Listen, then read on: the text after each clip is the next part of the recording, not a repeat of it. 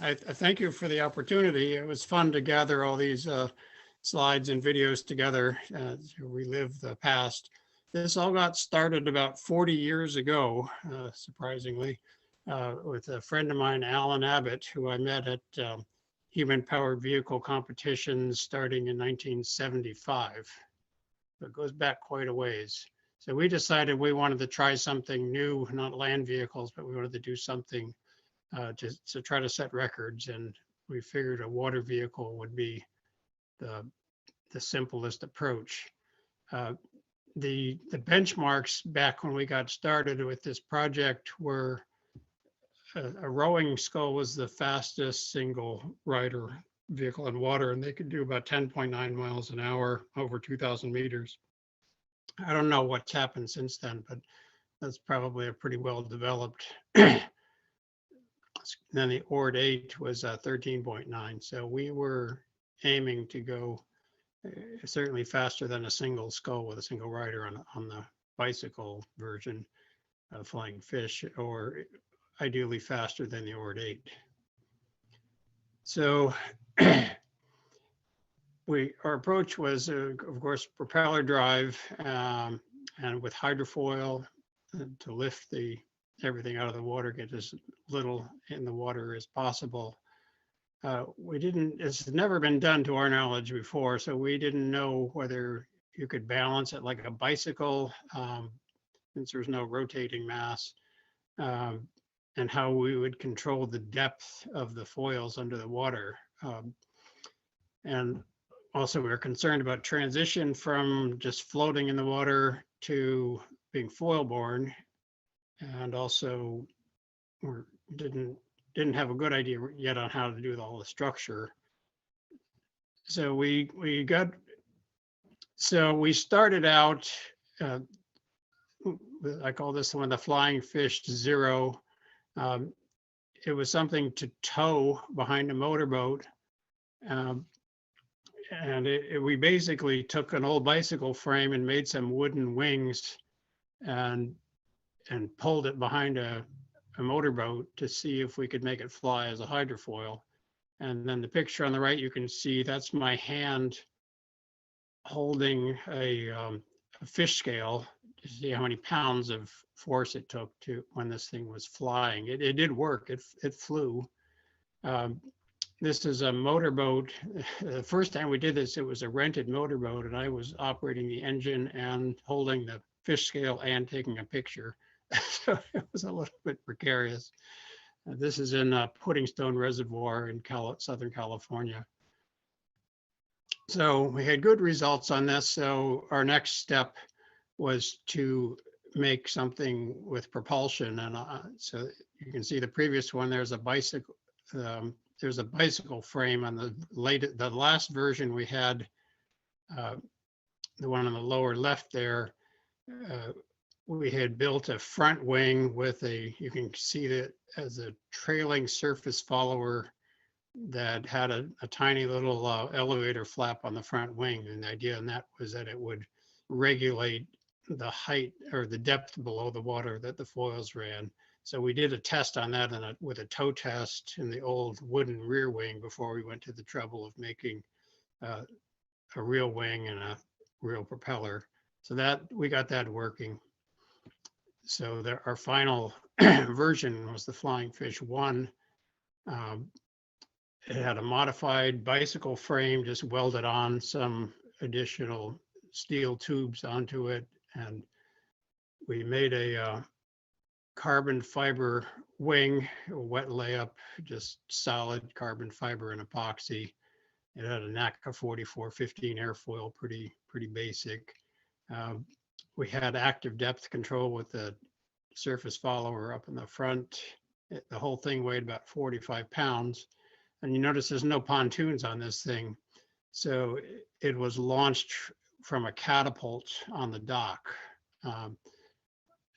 We were concerned about whether we would be able to actually take off from rest in the water. So to eliminate that initially as a bottleneck, we just catapult launched it, or we thought that would be easy. It wasn't so easy. We had some some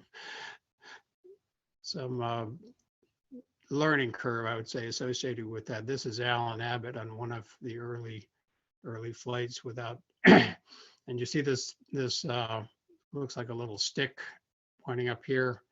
That was a pitot tube, and we had a little pitot tube going down into the water, and we measured how high up in the tube the water would rise as we were sprinting along, and that gave us a pretty good speed reading.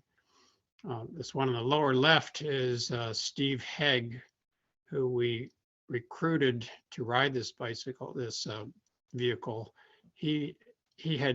was 1984, and he had just won the gold medal in the Los Angeles Summer Olympics in the bicycle 4,000 meter team pursuit race. So he had an ideal, almost ideal capability for the 2,000 meter speed record that we were trying to do better than an oared shell. And so, but he took some time to learn how to operate it as well. So here's a video. Let's see how well this plays. This is a video of launching from the catapult. So we had a countdown and we shot it off the end of the dock.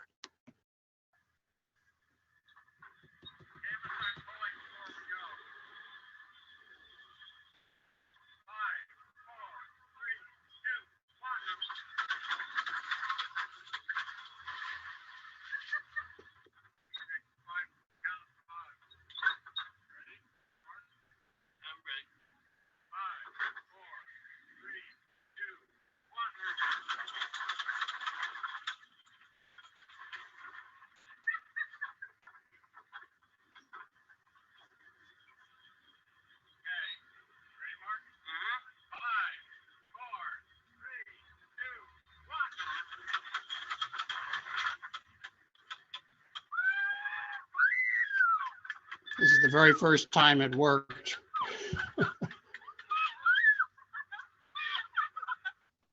But you can see that it wasn't terribly practical. We had to have a motorboat to go out and collect you up when you stopped pedaling, and because you'd flop down into the water. How was that video, just for curious? It was pretty good. I would say it's like 10 frames per second on my end, at least.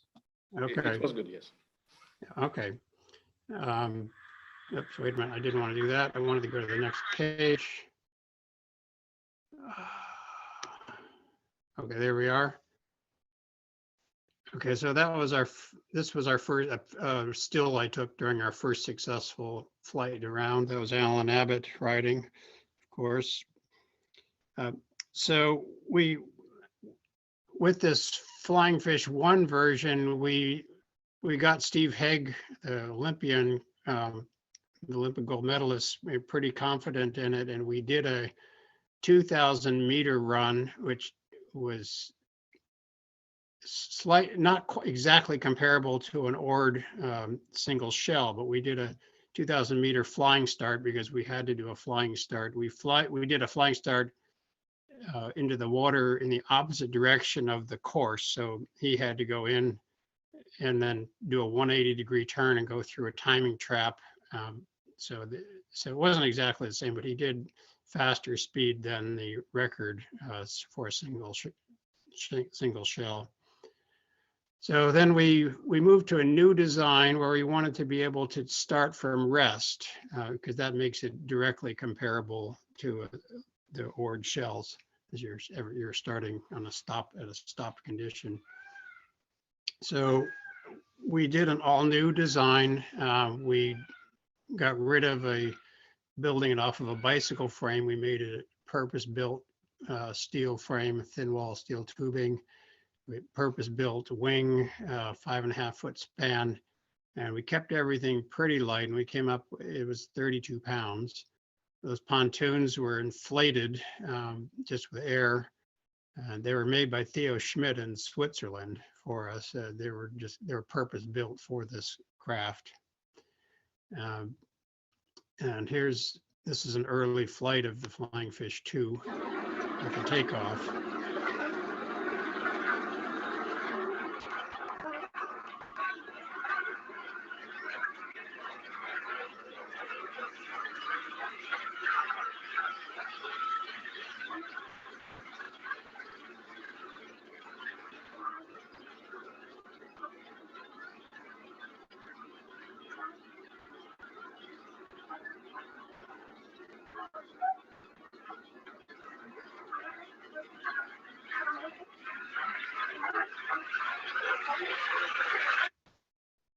So you can see that the takeoff really was not so hard and much easier to do than actually the catapult. The catapult had a lot of claptrap that we had to take on top of Alan's car to the lake to just even make it work. Let's see. Okay, so here is how we sized the wing for the 2,000 meter record. We had sort of a selection of wingspan and aspect ratio with the intention of having a tapered planform, that sort of semi-optimum taper ratio.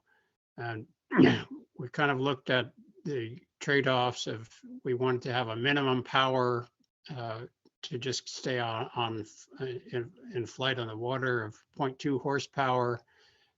We wanted to limit the wing deflection to 8% of the span, the tip deflection upwards, and this was assuming carbon fiber. So that kind of drove us into an optimum aspect ratio of about 20 and a wingspan of about a little over 5 feet. So that's kind of how we did the selection of that size wing.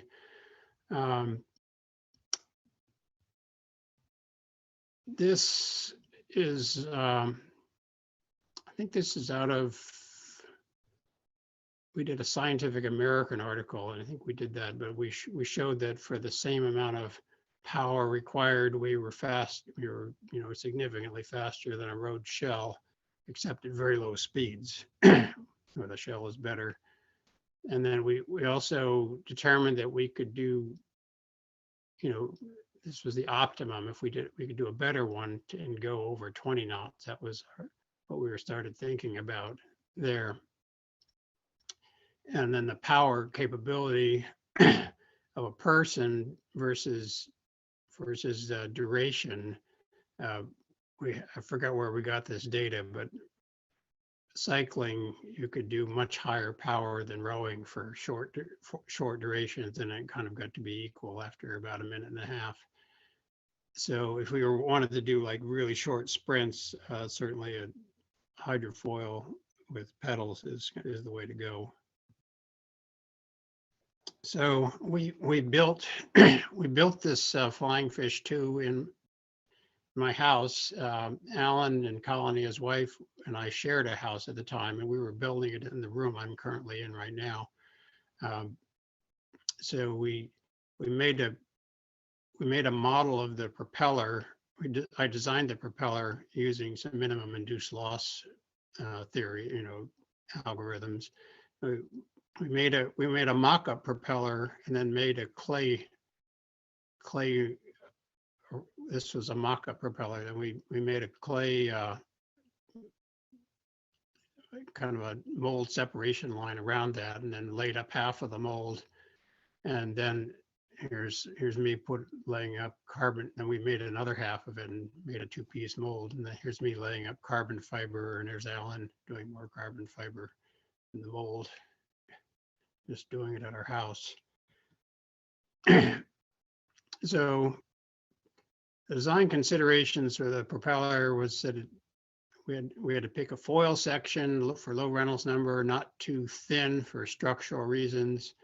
We were worried about cavitation, so the minimum pressure on the propeller was important. The structural feasibility. Another thing you may not think about, but the non-uniform input power, the peak power, and when we're doing sprints, is about 3 horsepower because there's not enough inertia in the propeller to have constant rotational speed. So when it actually, you have to design it for much higher power than the average power, and that may be true also for human-powered airplanes. And we also needed to have good low-speed performance so we could get enough static thrust to accelerate pretty rapidly to reduce the takeoff time. Okay, then we did this photo op with somebody in a single shell from a bridge up above, and it gives a nice comparison. You can see the size of the wake from the rowing shell versus the flying fish is quite a bit smaller, so there's less energy put into the water. So the single shell was for 2,000 meters was 6 minutes and 49 seconds back then. I'm not sure what it is now. And Flying Fish did it in 5 minutes and about 49 seconds. So almost about a minute faster. So 9.5 knots versus 11.1 knots. So then we wanted to go for peak speed. So we decided to aim for 20 knots, which is quite a bit faster than we had gone previously. So there was a DuPont prize for the first human-powered watercraft to reach 20 knots, which is 23 miles an hour. So that's what this version was built as. It kept the same frame as the Flying Fish 2, but a completely new strut and wing. So we went for a narrower wing strut. The strut going down to the wing was now only 4/10 of an inch thick instead of greater than 1 inch. We went to a much smaller wing. We designed for much higher power level, but much shorter duration. We tested a bicycle sprinter, and we were able to get 1.6 horsepower for the time we would need for the short, I think it was 100 meters. And we made a more robust but smaller front wing that had a forward-facing surface follower that just changed the angle of the entire wing to keep the depth constant. And this is out of Popular Science magazine. I think they did a little article about it.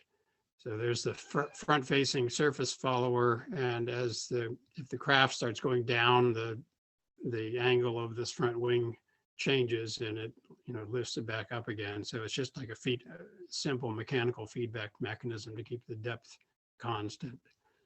And we had made some modifications in how we did the chain drive, and I'll go into that a bit more because of the higher power. We had been using 1/4 inch pitch pin chain, which is quite fine chain, and we were using it up to the kind of the limits of its strength. So here we are building the new wing. This was, I think some of these may be out of order. We ended up making the wing for the Flying Fish 20 out of steel.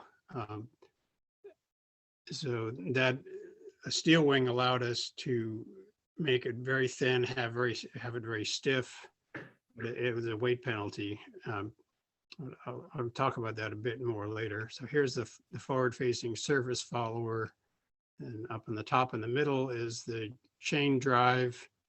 And we've added you can see this little bit, can you see the cursor? Yes. Yeah, okay, so there's a fixed idler gear or sprocket that forces the chain to enter the power sprocket, without any gap, so that the chain has a tendency to skip under really high load. So we put that in there, and that allowed it to stay connected to the whole drive system properly. And then we went to an NC milled aluminum propeller that had more accurate foil sections and was generally sleeker and better foil profiles. So we wanted the wing to be as small as possible. We wanted high aspect ratio, consistent with reasonable stress and deflection. So that's what led to a steel wing. The foil section, we wanted low drag and a good CL max. So we ended up with a 42-inch span, 0.87 square foot wing, 9.5 knots takeoff at a lift coefficient of 1.1, and 20 knots maximum at CL of 0.25. This is wrong here. We changed it from carbon fiber to steel. This was an older slide. Yeah, there it is, final wing, 4130 steel. And this is the airfoil section. It was a Selig Donovan 7084, and we designed for the the peak, the maximum lift coefficient for takeoff, what we thought we'd need, and then we designed the 20 knot point to the wing loading to be at the lowest drag coefficient. And there's the takeoff CL.